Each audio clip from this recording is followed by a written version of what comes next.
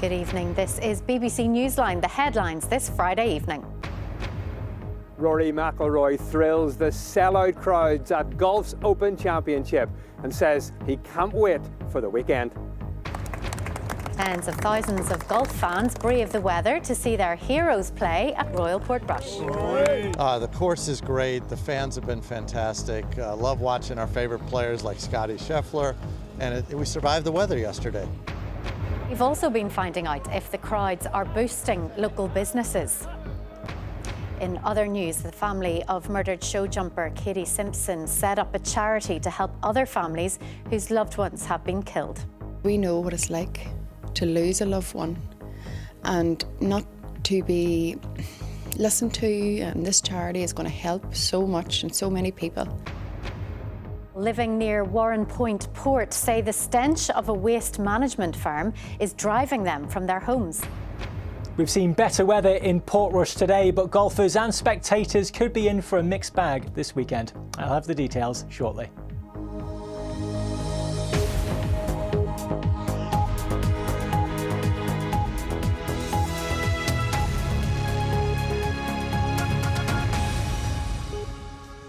Hello and welcome to the programme on this Friday, the 18th of July.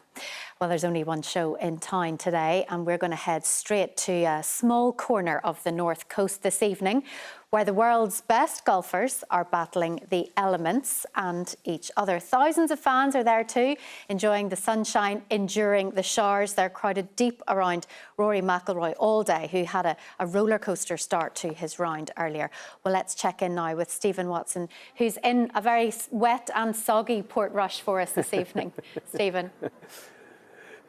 Catherine, thank you. It's been pretty unpleasant in the last 10 minutes or so with an absolute downpour. Players still out on the course completing their second rounds. Now, Rory McIlroy said last night, and he repeated it again today, that he feels like he has the support of the entire country behind him. And today, I have to say, it sounded like the half of Northern Ireland was here cheering him on. This is a really special homecoming for Rory McIlroy, who, of course, earlier this year secured golf's greatest prize by winning the Grand Slam.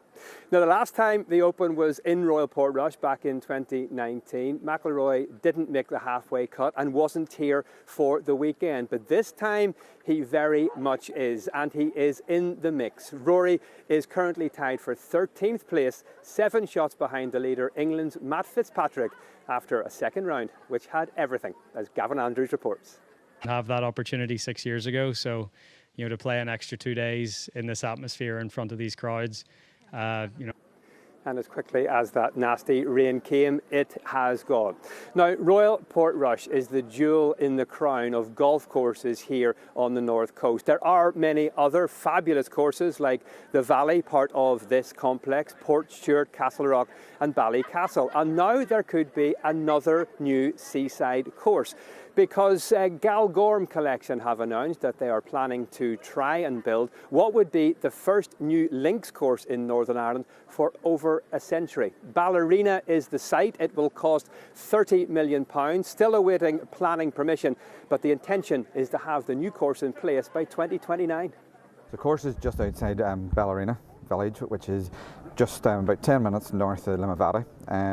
Course, stunning views out over the Benavina Mountains in the background, with Donegal Hills over the Lough Foyle. So stunning landscape, stunning part of the world. Great land to build links golf on. What we're hoping to do is go through all the statutory processes within the next sort of 12 months with a view that we'll be on site next year and open in 2029. We look towards our nearest neighbours, and Scotland is doing in the region of 2.1, 2.2 billion in golf tourism. The South's doing in around 700 million euros of golf tourism. We had a record-breaking year in Northern Ireland last year at £86 million, but you can sort of see there's still so much more to give. Yes, exciting project ahead. Now, the golf today was a bit like the weather, as you have seen, mostly fine, but at times it could be bad. And amongst all the rain and the shine, Mark Simpson spent the day with the fans. It's a global game, and this is very much a global crowd. It included a family who travelled 5,000 miles from Colorado. We came here 6 years ago when it was at the same spectacular place, and we're just enjoying watching all of our favorite players. The course is great. The fans have been fantastic. Love watching our favorite players like Scotty Scheffler, and we survived the weather yesterday. Just like the fans, all of the golfers survived the weather too. But the Australian Jason Day isn't happy about our local climate. The weather here is the craziest weather pattern I've ever experienced in my life. I mean, there's no consistency to it whatsoever. You look at the weather. I mean, I'd love to be a weatherman here. You just get it wrong all the time. Do you think that's fair? I think it's very difficult, you know, obviously when you're so close to the coast in Northern Ireland, we get 4 seasons in one day here, so, you know, I think they're certainly trying to do their best. Trying to do their bar best? They're trying to do their bar best, absolutely. Yeah, no, I agree, you know, today, you know, I'm standing here with my umbrella, but it's been absolutely terrific, you know, I think the guys got a wee bit burnt and stuff today, but the weather's been terrific, but that's what you get at the North Coast, you know, you don't know what to expect. Do you have any sympathy for weather presenters? Of course, yeah. They can't actually predict the future. I think there's been a lovely dose of sunshine, cool sea breeze. I think it's been lovely out today. It was until this happened at 3 o'clock, just as Rory McIlroy was coming down the 18th fairway. The rain got heavier and heavier. The fans got wetter and wetter. Well, some of them did. It was that type of day. Changeable. It'll be the same at the weekend. And if Jason Day is watching, that's what summers are like here. Mark Simpson, BBC Newsline, in Portrush. Let's hope for some good weather over the weekend. Almost 100,000 people expected here for what we hope will be a very dramatic last 2 days. And as well as Rory McIlroy, the 2019 Open champion Shane Lowry, who won here at Royal Portrush, could also be in the mix. We will update you on his score. He's currently still out on the course when we come back later in the programme, when I'll be joined by the Royal Portrush head professional, Gary McNeil. Great, Stephen. Thank you for now, and we'll be back with you later. Now, while, as we've been seeing, tens of thousands of people have been visiting here for the golf, they're staying in hotels, spending time in Portrush's bars and restaurants this week too. And many of those who work in hospitality in the town say trade is so far exceeding their expectations. Our North East reporter, Maria McCann, spent some time there last night to find out how it's been for businesses and visitors. Each night this week, crowds have poured out of Royal Portrush, with many stopping off for something to eat or drink. Visitors have been making the most of the hospitality in the town's bars and restaurants. And it's great to see that nighttime trade back, which is something we haven't had in a long time. Has it been busier than what you thought it would be? It's been far busier than I thought it was going to be fair. After the last golf, it was reasonably quiet, with people locked down and in the course. This year, it's been phenomenal. People can get in and out, and it's been great for the town. The pub across the road is also doing a roaring trade. The week's been fantastic so far. We kind of staffed for a week of Saturdays, and that's pretty much what we've had. From we've opened the doors at 11:30 right through, we've been busy, so it's great to see. We probably have had about a month's stock in for this week, and we probably need every bit of it, I would imagine. It's my first time in Portrush.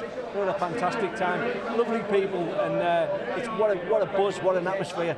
Yeah, the tourism adverts, what they should do, instead of having any actors, they should just come here and say, visit Ireland.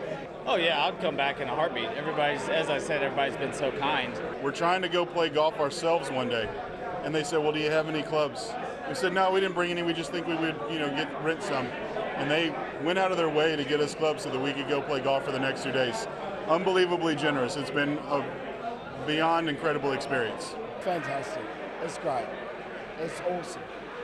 We've chatted to a lot of people who are locals. You feel welcome and everything, you know what I mean? It's really been absolutely brilliant. Hotels and restaurants have been busy too. Hotel side, yes, we've been fully booked since we opened for this week.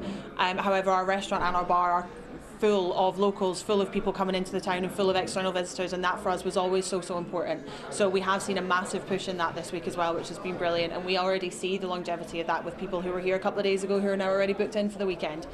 So for us, a lot of it is about bringing people in that first time and just making sure they have those experiences and they want to keep coming back for both the hotel and the area. The golf has finished here for tonight and people are making their way into the town. There are still a few more days to go, but businesses here are hoping they'll feel the benefits for a lot longer. Maria McCann, BBC Newsline, Portrush. OK, let's turn to some of the day's other news now. And the family of a young show jumper whose death led to a policing controversy say a new charitable trust will help other families. Katie Simpson died 6 days after being admitted to Altnagelvin Hospital in August 2020. The police initially treated her death as suicide, but her family raised questions about the direction of the original police probe, and the case was eventually upgraded to a murder investigation. Kevin Sharkey reports. Katie Simpson never regained consciousness after being taken to hospital. The delay in her death being investigated as a murder added to her family's grief. A show-jumping trainer, Jonathan Creswell, took his own life last year on the second day of his trial for her murder. Today, her family helped to launch the Katie Trust. We know what it's like to lose a loved one and not to be listened to, and this charity is going to help so much and so many people, that they don't feel alone. The trust has been founded by this retired member of the PSNI who was part of the murder investigation. This trust is here to listen when so many have not. It is here to ask hard questions when others will not. And above all, it is here to stand beside families, not in opposition to law enforcement, but in service to justice and truth. Katie Simpson's family is taking comfort from the new charity in her memory. It's been just heartbreaking, obviously, what happened. Lives will never be the same again, but take some comfort maybe that it'll be helping other people, and it's, just so hard, but this charity will help others. And the former detective is aware of a growing need here for new supports for grieving families. Because of the growth of what I term hidden homicides, and Northern Ireland having the highest rate of domestic murders, and perpetrators trying to disguise the fact that they have murdered a partner through making it look like accident, suicide or disappearance. But in a lot of cases it was by pure fluke we were coming across these murders, and other times it was hard work by the detectives. But I am currently dealing with 2 other families who have lost a loved one, and they believe questions remain outstanding in relation to how their loved one died. The events surrounding the death of the young show jumper and subsequent police investigations are currently being examined by the Police Ombudsman and a separate Department of Justice review. Kevin Sharkey, BBC Newsline. To Warren Point now, where people living near the port say they've had enough of a stench which is coming from a waste management firm located at the harbour. The company, Regen, say their operation is fully compliant with industrial regulations. But last week, Sinn Féin and the SDLP's representatives on the harbour board resigned over the ongoing issue. Our South East reporter Cormac Campbell has more. In Warren Point, natural beauty and industry sit side by side, and it's not always a harmonious relationship. If you lift the lid of your black bin and put your head into it, it has the smell of what your black bin smells like. You get sometimes a big waft of air, and it's so bad at times it would make you gag. That recurring stench comes from fuel cubes made from unrecyclable waste that are then exported to Scandinavia. We're in a town of breathtaking beauty, and the breath of the town is being taken away. They seem to have upped the amount of stench quench, odour repellent, whatever they call it. They've brought in like industrial size sprayers. So if the stench is decreasing, why increase the measures to cope with it? Last week, Sinn Féin and the SDLP's representatives on the harbour board resigned. One independent councillor remains. He says it's important to work towards a solution. As a local councillor, I'm very aware and very alert to my responsibility within the board to highlight the concerns and push the concerns of the local people. We have an increased amount of direct loading from the lorries to the boats, and in the past number of months the company has actually started to export a product called SRF, which in layman's terms is a dried out version of RDF, but most importantly it is odourless. Now we as a board want to get to the point where storage of RDF is completely eliminated. I believe we're well on the way to achieving that. In a statement, Regen said it had maintained a strong track record of compliance and high operational standards. And since June 2024, the Northern Ireland Environment Agency has carried out 13 inspections, all resulting in full compliance. This region hopes the Narrowwater Bridge will help establish a major cross-border tourism destination when it opens in 2 years' time. With investors circling, this brings an added layer of urgency to eliminating this long-running problem. Cormac Campbell, BBC Newsline, Barn Point. The police say no further action will be taken against Kneecap over their performance at Glastonbury. Last month, Avon and Somerset Police launched a criminal investigation into comments made on stage by the Irish language rap trio at the music festival. Today, detectives said they had chosen not to take any further action on the grounds that there was insufficient evidence to provide a realistic prospect of conviction for any offence. Kneecap called the investigation political policing intimidation. OK, let's head back over to Stephen at the Open, where play is, finishing up for the day, Stephen? Yeah, still got a couple of hours to go, Catherine. There has been no shortage of drama today in all sorts of weather conditions. And now it appears as if there will be 2 Irish golfers left for the weekend to try and make it a dream to win the Open Championship at home. And they have both done it before. Shane Lowry back in 2019 and Rory McIlroy. Now, we showed you the best of Rory's round earlier in the programme, but a reminder, he produced a battling performance today, around a 69 to sit on 3 under par for the tournament. That's currently tied for 13th and 7 shots behind the leader, England's Matt Fitzpatrick. Rory told us afterwards he's so excited about the opportunity ahead over the weekend. But sadly, Tom McKibben, Darren Clarke and Padraig Harrington won't be here because unfortunately they have all missed the halfway cut. Now, I'm delighted to say Royal Portrush head professional Gary McNeil is with me. First of all, Gary, Rory didn't make it the last time in 2019. How good is it that he's here for the weekend? No, it's great to see Rory here for the weekend, Stephen. He's playing away today. He's playing great out there, and he's really soaking up the atmosphere and soaking up all the support that he's getting from the local crowds. And at the moment, Shane Lowry will be here, 1 under par with about 7 or 8 holes to play. That's 9 shots off the lead, but a lot of golf to go. A long way to go yet. And Shane, obviously he has form here, having won here in 2019. And with 6 or 7 holes still to play, still a few birdies in him out there yet. Now, for a lot of today, an American player led this tournament. He has won the Open Championship before, and that is Brian Harman. He is coached by someone from Northern Ireland as well, who you know well. He is indeed. He's coached by Justin Parsons. And Justin, although he's based in Sea Island, Georgia at the moment, originally from Belfast. So, Brian won at Royal Liverpool a couple of years ago, and Justin's been working with him for a few years now, and really attributed his win at Royal Liverpool to the work that Justin's been doing with him. Now, at the moment, there is an odd number of players who will make the halfway cut.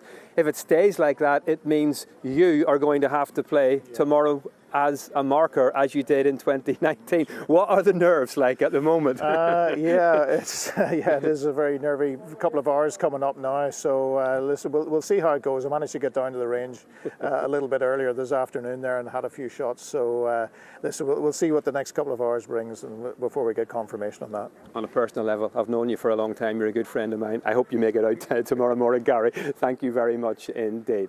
Now we'll continue with the rest of the sport, and the first test between the British and Irish Lions and Australia kicks off at 11 o'clock UK time tomorrow. The game is in Brisbane, and it's an intriguing series which pits the current Ireland head coach Andy Farrell against his predecessor Joe Smith, who's currently in charge of the Wallabies. Nigel Ringland reports. Unbeaten in 5 games down under, the build-up could hardly have gone better. but that will count for little if the Lions don't back it up in Brisbane tomorrow. We want to see a performance that does everyone proud, and what does that look like? I mean, when I'm talking about everyone, you're seeing the thousands of people that are turning up now. You're walking around town and you get that Lions buzz, don't you? And it's certainly going to hot up tomorrow. So it's making sure that we do everyone proud here and at home with the type of performance that is one that's going to walk forward to the challenge and be the best version of ourselves. But Joe Schmidt, the Wallabies head coach, knows Farrell and the Irish players who dominate the Lions lineup well, and is a wily adversary. Yeah, absolutely. I think he's had success no matter where he's gone, whether it be with Leinster, with us. We kind of know how he likes to do things, the emphasis he puts on certain areas of the game. But they've a great coaching outfit, and look, it's not going to be an easy game at all. Test match rugby never is, so we know we'll have to be at our best. Some pundits have predicted a Lions whitewash. Neither coach is paying that much heed. I know Andy Farrell well enough to know that he won't be talking about 3-0. He'll be talking about, let's get this training right, let's get this captain's run right, let's get the start of the game right, and that they'll be focused on this test alone, not Melbourne or Sydney, I don't think. And I think they've built pretty well so far through the tour, which I'd rather wasn't the case. So all the pre-series talk is now over. What matters the most is what goes on here at the Suncorp Stadium on Saturday. For the Wallabies, a chance to confound their own critics. But for the Lions, an opportunity to take a first step towards an historic Test Series victory. Nigel Ringland, BBC Newsline, Brisbane. Yes, looking forward to that game, and it's a huge weekend in Gaelic games this Sunday. It's the All-Ireland hurling final between Tipperary and Cork. Last season's beaten finalists, and they go into the game as favourites. Cork have been put up there at the very start of the season, and to be fair to them, they've managed to kind of continually be at that level.